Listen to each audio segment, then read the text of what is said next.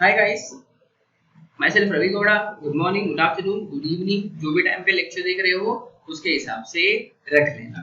मैं आपको ये वाले लेक्चर में direct tax that is income tax का इंट्रोडक्शन बताने वाला हूँ। Like what do you mean bye direct tax, उसके अंदर इनकम टैक्स का मतलब क्या होता है, आपका सोर्सेस ऑफ इनकम क्या रहेगा, एंड अदर इंपॉर्टेंट टर्मिनोलॉजीज के बारे में हम लोग ये वाले पर्टिकुलर लेक्चर्स में बात करेंगे। ओके, तो अपना ध्यान बनाए रखना। लेक्चर शुरू करने के पहले गाइस एक इम्पॉर्टेंट आपको एडवाइस देना चाहता हूँ। आप प्लीज मेक श्योर करना, जब कभी आप लेक्चर सुन रहे हो आपके पास पेन, नोटबुक एंड आपका जो आपका जो कैलकुलेटर है उसको अवेलेबल रखना। रीजन बीइंग, जैसे जैसे मैं चीजों को लिखता चला जाऊंगा आपका काम रहेगा उसको आपके नोटबुक में नोट डाउन करके लेना। ये जो आपको नोट्स मैंने बनाया हुआ है इसका तो मैं आपको सॉफ्ट कॉपी देने वाला हूँ या फिर हार्ड कॉपी फॉर्मेट में भी अवेलेबल हो जाएगा वंस थिंग्स गेट्स नॉर्मल। तो जो चीजों को मैं नोट डाउन करूंगा, लिखूंगा, उन सारे चीजों को आपको भी आपके नोटबुक में लिख के लेना है। इससे क्या होगा, आप लेक्चर से जुड़े रहोगे, आपको लेक्चर में जो हो रहा है वो समझने में ज्यादा आसानी होगी। Getting a note? तो भाई ये इंपॉर्टेंट नोट है, आपको याद रखना है। एंड जब भी हमारा लाइव सेशन होगा तब मैं आपका नोटबुक रैंडमली किसी का भी चेक करूंगा ऑनलाइन में ही।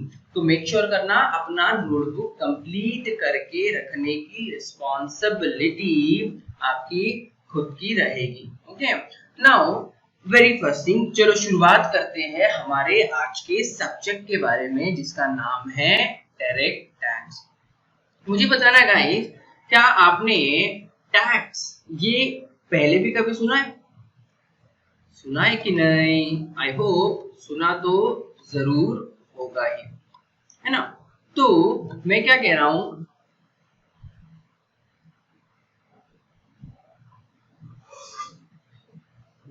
टैक्सेशन ये वर्ड आपने पहले भी एक बार जरूर सुना होगा। कहां पर सुना है सर? डेली लाइफ में कहीं ना कहीं कभी ना कभी तो टैक्सेशन वर्ड सुनने को मिलता ही है। तो भाई आपको कहीं ना कहीं ये टैक्सेशन का इन डीप नॉलेज होना चाहिए, समझ होना चाहिए, और उसके लिए ये सब्जेक्ट आपको अच्छे से समझना है। तो भाई what do you mean by tax? If I say what do you mean by tax, what will be your answer? देखो बहुत सिंपल भाषा में हम बात करेंगे, बहुत ज्यादा टेक्निकलिटी में वर्ड यूज करता नहीं। Taxation is a charges collected by government on your income either on your supply of goods or services। देखो चार्जेस जो गवर्नमेंट कलेक्ट करता है आपका, किससे कलेक्ट करता है सर? जनरल पब्लिक से कलेक्ट करता है, कंपनी से कलेक्ट करता है, और any other type of business enterprises से कलेक्ट करता है। तो जो चार्जेस गवर्नमेंट कलेक्ट कर रही है, क्यों कलेक्ट कर रही है? To meet the public expenditure. Like sir highway बांधने के लिए पैसा चाहिए, रोड बांधने के लिए, या फिर आपका ब्रिजेस बांधने के लिए पैसा चाहिए, इंफ्रास्ट्रक्चर को सुधारने के लिए पैसा चाहिए, हॉस्पिटल्स बनवाने के लिए पैसा चाहिए, एजुकेशन को प्रमोट करना है, डिफेंस के लिए पैसा लगेगा। तो भाई ये पैसा गवर्नमेंट क्या करती है? ये पैसा गवर्नमेंट जनरल पब्लिक से कलेक्ट करती है in the name of taxation. तो भाई टैक्स इंडिया के इकोनॉमी में बहुत ही इंपॉर्टेंट रोल प्ले करता है। तो भाई टैक्सेशन मेनली इंडिया में दो पार्ट में डिवाइडेड है। चलो मैं आपको लिख के बताता हूँ, आपको समझने में आसानी होगी, है ना? इंडिया में टैक्सेशन दो पार्ट में डिवाइडेड है, तो मैं आपको लिख के बता देता हूँ। Tax divided into two parts. थोड़ा हैंडराइटिंग बुरा है, आप एडजस्ट कर सकते हो, समझ में आएगा। एक है मेरा डायरेक्ट टैक्स, तो भाई दूसरा है मेरा indirect tax. Why it is direct and why it is indirect. हमारे कुछ ऑथर लोग जो लेक्चर देख रहे हैं वो लोगों ने ऑलरेडी एक अपने माइंड में आंसर बना लिया होगा। ये वैसे लोग होते हैं जो इंग्लिश को देख के उसको तुरंत हिंदी में इंटरप्रेट कर देते हैं। सर डायरेक्ट टैक्स मतलब सर जो हमने डायरेक्ट भर दिया हो, और इनडायरेक्ट टैक्स मतलब सर जो हमने इनडायरेक्टली भरा हो। कुछ लोगों ने ऑब्वियसली यही सोचा होगा, I am sure about that. देखो सोचा तो थोड़ा सही है बट 100% नहीं। डायरेक्ट टैक्स में जो पर्सन है वो क्या करता है, वो अपना इनकम टैक्स सामने से कैलकुलेट करता है और जाके गवर्नमेंट को पे करता है। तो डायरेक्ट टैक्स में जो टैक्स का पेमेंट होता है वो उस पर्सन की खुद के जेब से होगा एंड उसके नॉलेज में होगा कि भाई वो कितना टैक्स भर रहा है। But when it comes to indirect tax, भाई ये indirect tax actually indirect tax pay करता है final consumer, like you and me. हम फाइनल कंज्यूमर्स हैं बट हमको तो पता ही नहीं कि हमने टैक्स भर दिया। लाइक आपने अब ये लेक्चर देखने के पहले फॉर एग्जाम्पल कहीं से कोई चीज खरीद के लाया होगा, तो आपने उस पर्टिकुलर गुड्स के कॉस्ट के साथ में कुछ टैक्स भी भर दिया। आता है ना MRP inclusive of all taxes, आता है ना। मतलब आप कहीं ना कहीं गवर्नमेंट को टैक्स भर रहे हो गुड्स खरीद के, लेकिन कितना भर रहे हो ये नहीं पता। मतलब गवर्नमेंट ने आपसे कहीं ना कहीं इनडायरेक्ट वे में टैक्स कलेक्ट किया है ना, विदाउट योर नॉलेज। तो भाई इनडायरेक्ट टैक्स के बारे में इन डीप मैं आपको यहाँ पर नहीं बताऊंगा, ये आपको अगले सेमेस्टर में एप्लीकेबल है, तब हम इसको अच्छे से समझने की कोशिश करेंगे। अभी तो अपना जो मेन कंसंट्रेशन है वो कहाँ पे है, वो है अंडर डायरेक्ट टैक्स। देखो डायरेक्ट टैक्स में हम लोग पढ़ने वाले हैं अबाउट इनकम टैक्स। किसके बारे में पढ़ने वाले, इनकम टैक्स के बारे में। What is income tax? देखो सर हर वो टैक्स जो इनकम के ऊपर लगता हो उसको हम कहते हैं इनकम टैक्स। सही बात है ना, आपने अगर इनकम कमाया तो उस इनकम पे टैक्स भरना पड़ेगा और उसी को आप कहोगे इनकम टैक्स। सही बात है, गेटिंग अ नॉट, दिमाग में जा रहा है आपके। Income tax means tax which is paid on the income earned. तो सवाल उठता है सर इनकम मतलब, देखो इनकम को इनकम टैक्स एक्ट में head wise source wise define किया गया है। Like there are 5 heads of earning the income. कितना है, 5 heads of earning the income, जिसमें हमारा जो पहला आता है जो बहुत ही ज्यादा कॉमन है, इवन आप भी DY वगैरह या फिर प्रोफेशनल कोर्सेज करने के बाद शायद आप भी कमाओगे, that is my salary income. क्या होता है, इनकम फ्रॉम सैलरी, बराबर है। आप अगर जॉब पे लगते हो तो आपको सैलरी मिलता है, वो आपके लिए क्या है, इनकम है। तो भाई इनकम कमाने का पहला जरिया इनकम फ्रॉम सैलरी। दूसरा जरिया क्या भाई, सिर्फ लोग सैलरी के सहारे जिंदा है क्या? नहीं भाई, इनकम कमाने का और भी जरिया होता है। Number 2 is my income from house property. Income from house property. Sir ये हाउस प्रॉपर्टी का इनकम मतलब क्या होगा, घर से इनकम कैसे जनरेट होता है? कुछ लोगों के दिमाग में चला होगा सर ये घर से इनकम कैसे जनरेट होगा। देखो अगर हमारे पास एक्स्ट्रा घर है, एक से ज्यादा घर है, तो हम क्या करते हैं, वो घर को भाड़े पे देते हैं और उससे अपने को क्या मिलता है, रेंट मिलता है। तो क्या वो इनकम नहीं है ना सर? तो वो जो रेंट आपको मिल रहा है घर को भाड़े पे देने के वजह से, उसको हम कहते हैं इनकम फ्रॉम हाउस प्रॉपर्टी, क्योंकि वो इनकम आपको आपके हाउस प्रॉपर्टी ने जनरेट करके दिया, इसलिए हम उसको कहेंगे इनकम फ्रॉम हाउस प्रॉपर्टी। क्या दो ही टाइप है क्या इनकम कमाने का? नहीं सर, और है ना नंबर 3, ये तो आपको पता होना चाहिए। नंबर 3 बोलो मेरे साथ, it is income from business and profession. Income from business and profession. क्या बिजनेस से इनकम नहीं कमाया जाता है? कमाया जाता है। बिजनेस से आपको प्रॉफिट होता है ना, वो प्रॉफिट क्या है? इनकम है। क्या उस इनकम पे टैक्स लगेगा? यस, जरूर लगेगा, क्यों नहीं लगेगा। Then we have number 4, that is income from capital gain. What do you mean by capital gain? कुछ लोगों के माइंड में घंटी बजा होगा, सर ये कैपिटल गेन मंजे कहाँ है? कैपिटल गेन मंजे देखो, अगर आपने आपके हाउस प्रॉपर्टी को बेच के कोई गेन किया है या इनकम किया है या प्रॉफिट किया है, उसको आप कहोगे इनकम फ्रॉम कैपिटल गेन। एक एग्जांपल देता हूँ, सुनना ध्यान से। समझो आपके पेरेंट्स ने थाने में 20 साल पहले घर खरीदा था 1 लाख रुपए देकर। आज के दिन पे अगर वो घर आप बेचते हो तो सीधी सीधी बात है, आपको 1 लाख रुपए से कहीं ज्यादा अमाउंट मिलेगा। लाइक आपने वो वाले प्रॉपर्टी को 50 लाख में बेचा, तो भाई मुझे बताओ, 1 लाख में खरीदे हुए प्रॉपर्टी को अगर आपने 50 लाख में बेचा तो क्या आपको प्रॉफिट नहीं हुआ? क्या हुआ? गेन हुआ ना आपको। इसी को कहा जाता है इनकम फ्रॉम कैपिटल गेन। और लास्ट है हमारा मिसलेनियस, और आई कैन से इसको हम कहते हैं अदर सोर्सेस।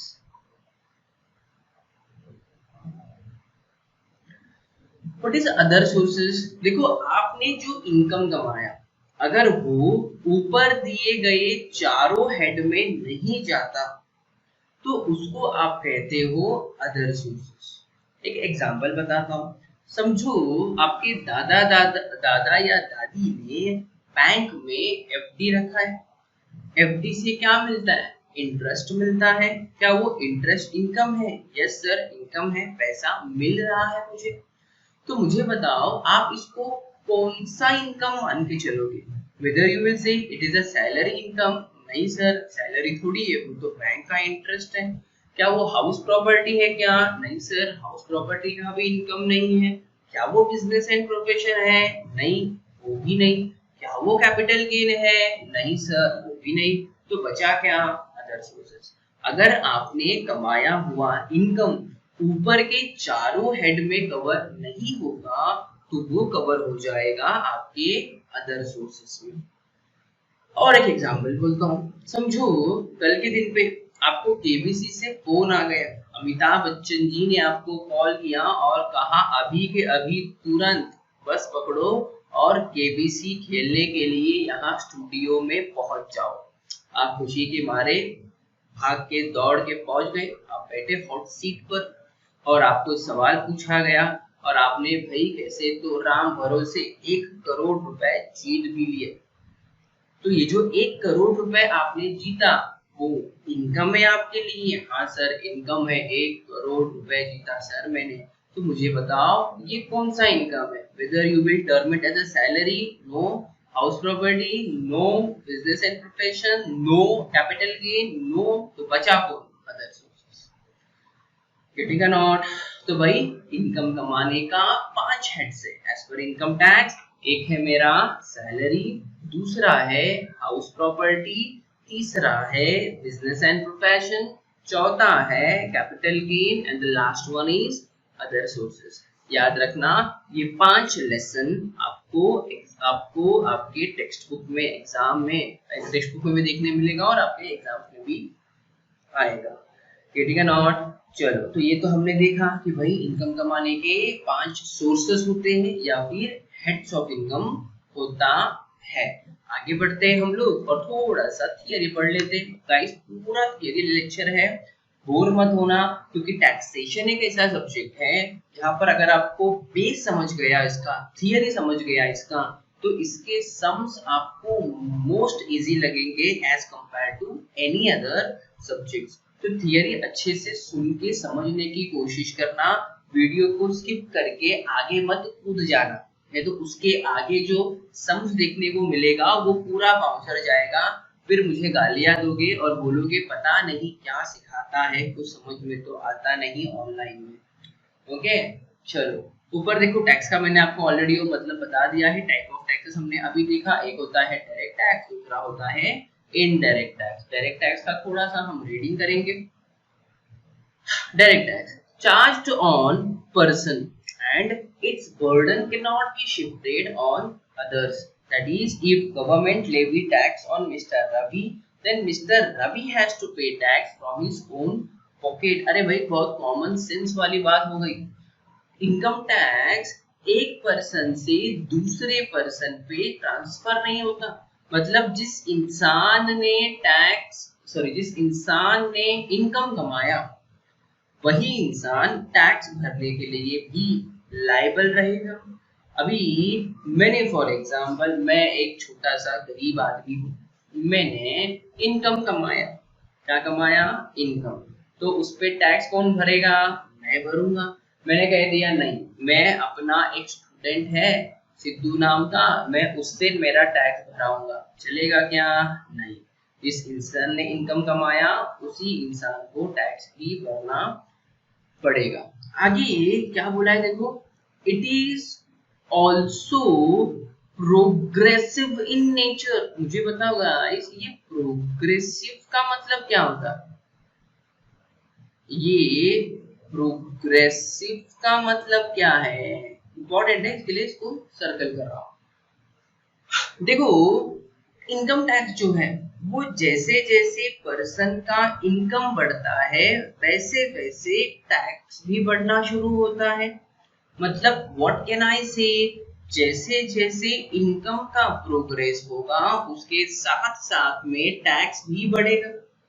लाइक 2 लाख रुपए इनकम कमाने वाले का टैक्स और 2 करोड़ रुपए के इनकम कमाने वाले का टैक्स दोनों अलग अलग रहेगा ना, क्योंकि 2 करोड़ रुपए जो कमा रहा है उसका ज्यादा इनकम है तो ज्यादा टैक्स, 2 लाख रुपया जो कमा रहा है उसका कम इनकम है तो कम टैक्स। ओके, तो भाई आपको क्या याद रखना है? ज्यादा इनकम रहेगा ज्यादा टॅक्स, कम इनकम रहेगा कम टॅक्स। सर इनकम ही नहीं है, आपण तर पूर्ण गरीब माणूस है, तो अगर इनकम ही नहीं तो टैक्स भी नहीं, as simple as that. Okay, तो ये प्रोग्रेसिव वाला अच्छे से याद रखना, आपको शायद फिल इन द ब्लैंक्स में एग्जाम्स में पूछा जाएगा। ओके आगे बढ़ते, that is our indirect taxation के तरफ। इनडायरेक्ट टैक्स मतलब क्या? जो गुड्स एंड सर्विसेज पे एप्लीकेबल होता है और जिसका पेमेंट एक्चुअली से फाइनल कंज्यूमर करता है। देखो डायरेक्ट टैक्स में हमने क्या देखा, जो पर्सन इनकम कमा रहा है उसी को टैक्स भरना पड़ेगा, अपने जेब से पैसा भरेगा। लेकिन इनडायरेक्ट टैक्स में क्या होता है, बिजनेसमैन अपने जेब से कुछ नहीं भरता, उसका काम क्या है? उसका काम है कंज्यूमर के जेब से पैसा निकालो टैक्स का और वो पैसा गवर्नमेंट के अकाउंट में जमा कर दो। तो बिजनेसमैन अपने जेब से कुछ नहीं दे रहा है, वो कंज्यूमर से कलेक्ट करके गवर्नमेंट को जमा करना है। उसी का एक छोटा सा मैंने यहाँ पर एग्जांपल लिखा हुआ है, अच्छे से पढ़ना और समझना। इसमें जो लास्ट वाला पार्ट है वो मैं आपको बता देता हूँ। It is regressive in nature, that is same tax for all. What does it mean? ऊपर आपने देखा प्रोग्रेसिव मतलब जैसे जैसे इनकम बढ़ा वैसे वैसे टैक्स बढ़ा, यहाँ पे आ गया रिग्रेसिव। What is regressive? देखो यहाँ पे जो लगने वाला टैक्स है वो सबके लिए सेम है, सबके लिए इक्वल है। वहां पे अमीर आदमी को ज्यादा टैक्स, गरीब आदमी को कम टैक्स, ऐसा कुछ भी नहीं है। फॉर एग्जाम्पल कल के दिन पे अगर समझो मुझे मोबाइल खरीदने का मन किया, मैं चला गया मोबाइल की दुकान में, मैंने आईफोन सेलेक्ट किया, मैं आईफोन लूंगा फॉर एग्जाम्पल। और वही वाले मोबाइल की दुकान में फॉर एग्जाम्पल हमारे कौन आएगा, चल अंबानी को ही बुलाते, अंबानी भी आ गया। तो क्या दुकान वाला ये बोलेगा अरे अंबानी तो ज्यादा पैसा कमाता है उससे हम ज्यादा इनडायरेक्ट टैक्स लेंगे? रवि सर का क्या गरीब आदमी है, इनसे कम टैक्स लेंगे, ऐसा बोलेगा क्या? Answer is no. Indirect tax में जो लगने वाला टैक्स रेट है वो सबके लिए सेम रहेगा, चाहे अमीर हो चाहे वो गरीब हो। देखो आगे लिखा है मैंने, that is same tax for all, बराबर है। कळतंय काय ओ मंडळी? चला पुढे बघू काय ते। अभी मॉड्यूल एप्लीकेबल, भाई मैं कितना भी रामायण महाभारत क्यों न बता दूं, आपके लिए सबसे ज्यादा कंसर्न तो यही होता है सर एग्जाम में हमको कौन सा लेसन आएगा, बस वो बता दो तो हमारा ज्यादा मन लगेगा। देखो एग्जाम के लिए आपको सिर्फ और सिर्फ ये 10 लेसन पढ़ना है। कुछ लोगों को माइनर सा हार्ट अटैक फील हुआ रहेगा कि 10 लेसन, हे भगवान। टेंशन मत लो, ये 10 लेसन में तकरीबन 3 लेसन तो थियरी टाइप ही रहेगा, मतलब बाकी के 7 लेसन आपके प्रैक्टिकल है। बहुत इजी है, सब पूरा सीख लोगे तो सामने से कहोगे कि सर टैक्सेशन इतना इजी सब्जेक्ट क्यों है। ठीक है, व्हाटएवर। तो मैं कह रहा था पहला देखो, पहला है मेरा basic concept. What do you mean bye basic concept? यहाँ पे जो लेसन नंबर 1 है वहां पे हम लोग थोड़ा सा थियरी देखेंगे, कुछ इंपॉर्टेंट डेफिनेशंस है उसके बारे में हम लोग डिस्कस करेंगे। बहुत छोटा लेसन है, मैटर ऑफ 20 या 25 मिनट्स में पूरा का पूरा बेसिक कॉन्सेप्ट्स का लेक्चर खत्म हो जाएगा, क्योंकि वो पूरा थियरी बेस्ड है। जो इंपॉर्टेंट टर्मिनोलॉजीज रहेगा that I will discuss with you, आपको भी वो अच्छे से याद रखना है, क्योंकि आने वाले टाइम पे जब सम्स आएगा तब मैं बार बार वो टर्मिनोलॉजीज का मतलब आपको नहीं बताऊंगा। Number 2, residence and scope of total income. What does it mean? आप ये वाले लेसन में सीखोगे कि एक पर्सन को इंडिया का रेसिडेंट कब कहा जाएगा और कब उसको नॉन रेसिडेंट कहा जाएगा, क्या क्या कंडीशंस है इंडिया में रेसिडेंट बनने का, और क्या वो कंडीशंस पूरा नहीं होने पे हम उनको क्या कहेंगे? नॉन रेसिडेंट कहेंगे। एंड आप उसी लेसन में ये भी देखोगे कि भाई कौन सा इनकम टैक्सेबल होता है, कौन सा इनकम टैक्सेबल नहीं होता है for resident person and for non resident person. अगर मैं वेटेज वाइज बात करूं तो ऑप्शन के साथ में ये लेसन कम से कम 25 से 30 मार्क के लिए इम्पोर्टेंट रहेगा, आपको ऑप्शन के साथ में कह रहा हूँ। बीकॉम वालों के लिए ऑप्शन के साथ में ये 30 मार्क के लिए इम्पोर्टेंट है, अदर सेल्फ फाइनेंसिंग कोर्स वालों के लिए ऑप्शन के साथ में ये 20 मार्क्स तक इम्पोर्टेंट रहेगा, ज्यादा कुछ नहीं। फिर तीसरा है हमारा हेड्स ऑफ इनकम। अभी अभी तो पढ़ा हेड्स ऑफ इनकम, क्या पढ़ा? चलो याद दिलाओ मुझे, हमने हेड्स ऑफ इनकम पढ़ा क्या? सर पहला हेड था इनकम फ्रॉम सैलरी, दूसरा हेड था इनकम फ्रॉम हाउस प्रॉपर्टी, तीसरा हेड था income from business and profession, चौथा हेड था इनकम फ्रॉम कैपिटल गेन, पांचवा हेड था income from other sources. There are 5 heads of income. बोलो बोलो बोलो, तुम बोलो, रिपीट करो मेरे साथ, रिपीट करो, चलो बोलो, घर पे बैठे बैठे बोलना है, बोलो। पहला था मेरा सैलरी, इनकम फ्रॉम सैलरी, दूसरा था हाउस प्रॉपर्टी, तीसरा था बिजनेस एंड प्रोफेशन, चौथा था capital gain and the last one is other sources. Okay, I hope आपने बोला होगा, चीटिंग नहीं किया होगा मेरे साथ। लेसन नंबर 9 है मेरा reduction from gross total income. देखो लेसन नंबर 4 से लेके लेसन नंबर 8 तक जो था वो मैंने आपको बता दिया। हेड्स ऑफ इनकम का सम्स आएगा अपने को, सैलरी का सम रहेगा, हाउस प्रॉपर्टी का, बिजनेस एंड प्रोफेशन का, कैपिटल गेन का, अदर सोर्सेज का सम्स आएगा एंड आपको वो सम्स सॉल्व करना है, सीखना है।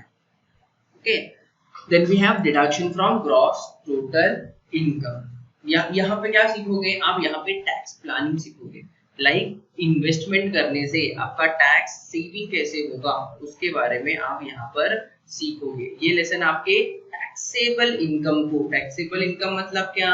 एक ऐसा इनकम जिसपे टैक्स लगने वाला है, उस टैक्सेबल इनकम को कम से कम करने की कोशिश करेगा और इससे आपका टैक्स लायबिलिटी भी सेव होगा। तो लेसन नंबर 9 में आप क्या सीखोगे? How to save the tax using the investment वाला ऑप्शंस। पता है ये इन्वेस्टमेंट वाला ऑप्शन का कंसल्टेशन किया जाता है और और उसका पैसा भी मिलता है। And last one is computation of total income. देखो मैं आपको एक बात बता देता हूँ, आप जो यहाँ से लेकर यहाँ तक पढ़ोगे, दैट इज डिडक्शन तक पढ़ोगे, लेसन नंबर 3 से लेके लेसन नंबर 9 तक जो पढ़ोगे वो लेसन नंबर 10 में पूरा का पूरा रिपीट होगा। मतलब ये जो लेसन है ना, ये नया लेसन नहीं है, ये आपका combination of your above lessons only, getting not. तो आप पहले इंडिविजुअली इनकम कैलकुलेट करना सीखोगे, लाइक सैलरी का इनकम कैसे कैलकुलेट होता है, हाउस प्रॉपर्टी कैसे होता है, बिजनेस एंड प्रोफेशन कैसे होता है, एंड कैपिटल गेन कैसे होता है, अदर सोर्स कैसे होता है।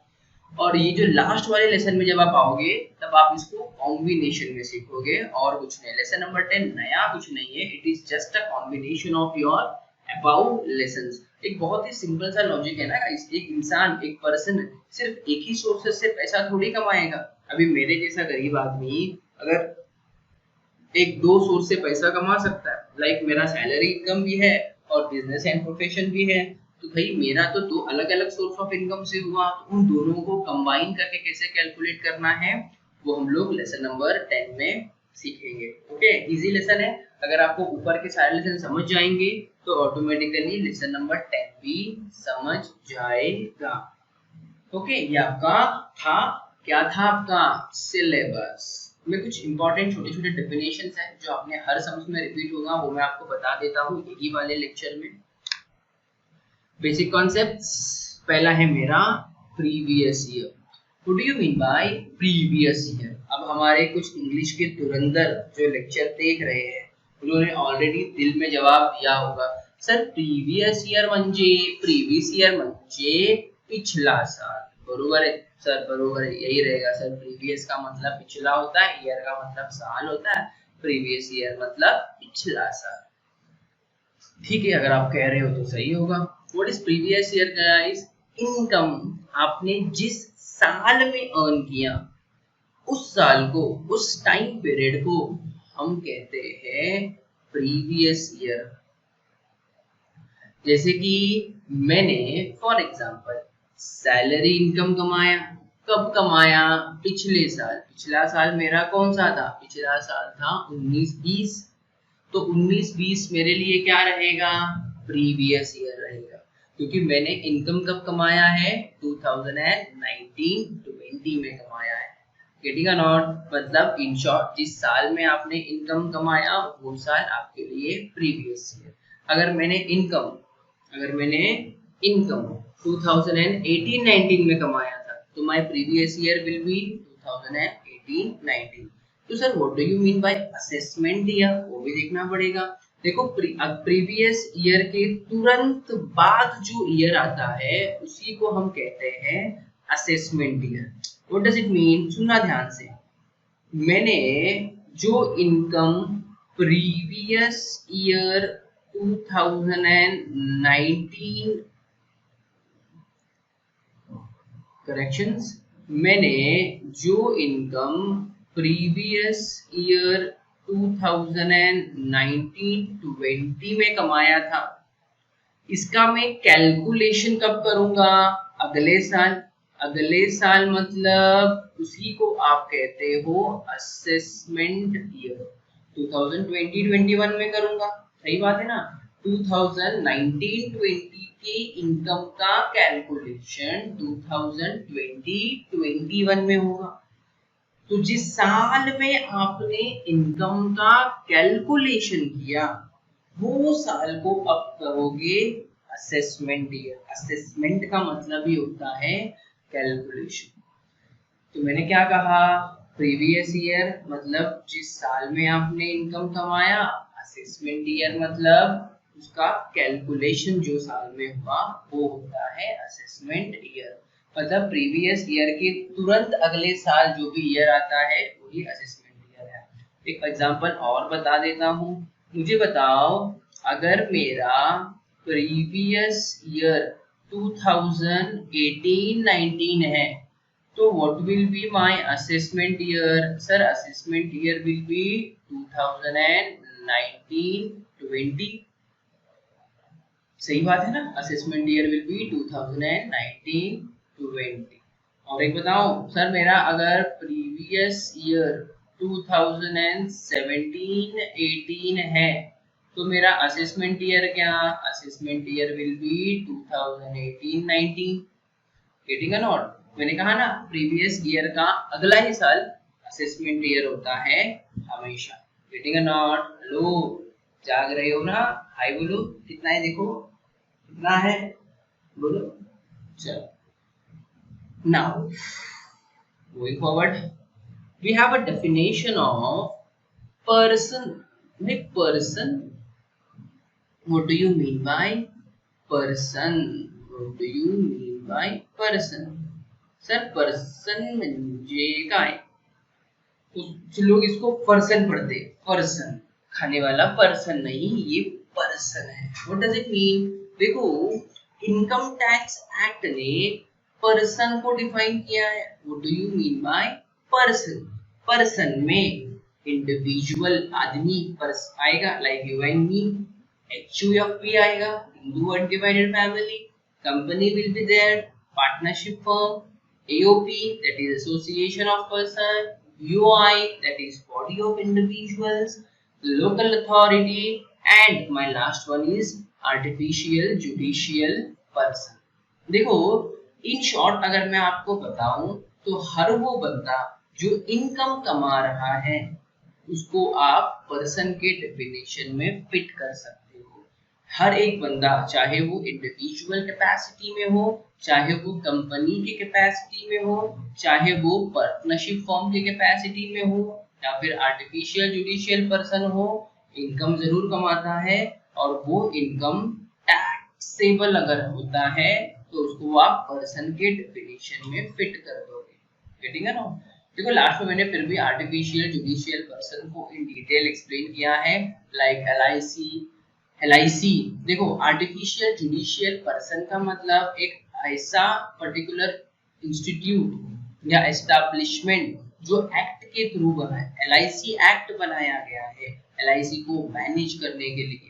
मुंबई यूनिवर्सिटी का भी एक्ट बनाया गया है उसको मैनेज करने के लिए। तो ये लोग एक एक्ट के द्वारा एस्टैब्लिश्ड लोग हैं, इसके लिए हम इनको क्या कहते हैं? Artificial judicial person. At the end of the day, for income tax, they are person only। आगे we have assessee। What do you mean by assessee? assessee का मतलब जो पर्सन इनकम कमा के टैक्स भर रहा है उसको आप assessee कहोगे। और इन शॉर्ट, जिस पर्सन का इनकम आपको कैलकुलेट करना है, he will be the assessee।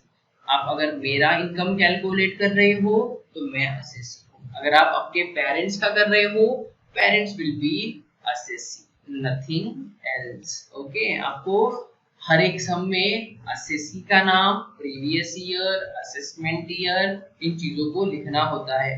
तो मैं हर सम एक्सप्लेन करते समय इन सारे चीजों का मतलब वापस से नहीं बताऊंगा। चलो हम आगे बढ़ते हैं हेड्स ऑफ इनकम की तरफ। एक टॉपिक डिस्कस किया हमने। हेड्स ऑफ इनकम 5 टाइप का होता है: salary, house property, business and profession, capital gain and other sources. ये हम एक एक लेसन वाइज पढ़ेंगे, इनकी समझने की कोशिश करेंगे। ओके गाइस, चलो ये आपका बेसिक इंट्रोडक्शन लेक्चर था टैक्सेशन का। अगले लेक्चर में हम लोग सम सॉल्व करना सीखेंगे इनकम फ्रॉम हाउस प्रॉपर्टी वाले लेसन का। ओके, तभी तक लेक्चर अच्छे से सुन के समझ लेना। अगर आपको कहीं पर डाउट आता है इन व्हाटएवर सेंस, आप इधर मुझे व्हाट्सएप कर सकते हो और कॉल कर सकते हो। छोटा सा डाउट है तो व्हाट्सएप कर देना, अनगिनत डाउट है तो फोन कर लोगे तो चलेगा। ओके, तो मैं आपको व्हाट्सएप पे भी रिप्लाई टाइम टाइम पे करके दे दूंगा, तो शर्माना बिल्कुल भी नहीं। तो अगला lecture I am providing you income from house property. तब तक thank you very much, bye bye guys, take care.